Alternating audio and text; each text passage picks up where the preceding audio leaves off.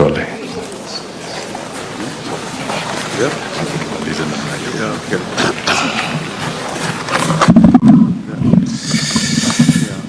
Thank you, Prime CS. Most welcome, President Ado. In your country, that is our headquarters are the Organization of the African Trade Union, the unit of which you have hosted for so many years. Friends, honorable members of Parliament, the Speaker of National Assembly, na wale wote ambao wamefika hapa. Mimi nitakuwa kwa ufupi sana, na ninaongea kwa ajili siku kubwa ile sikupata nafasi ya kuongea. Na tangu tumpoteze baba, imekuwa ni vigumu sana kwangu hata nikijaribu kuongea, naona maneno haingii. Sababu yake ikiwa ni ya kwamba all his doctors, yeye ndiye aliintroduce mimi to those doctors right away, from Dr. Lunya Oluoch, Dr. Musadi of Dubai, and other doctors, including Dr. Martin Wanyoike of Nairobi Hospital. Yeye ndiye aliintroduce mimi. Na niko na kijana yangu hapa, Professor Atwoli, atakwambia mwaka jana it was not easy for me and him.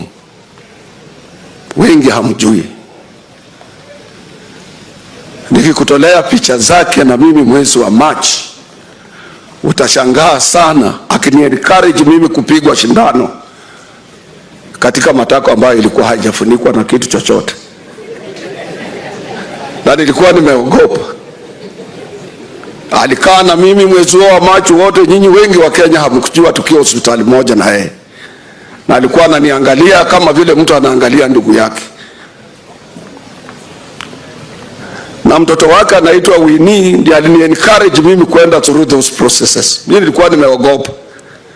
Napeana flimsy excuses, naambia daktari, Labor Day is just around, I have a lot of engagements, I will be going to Geneva in June, so I think I will think about surgery when I have come back.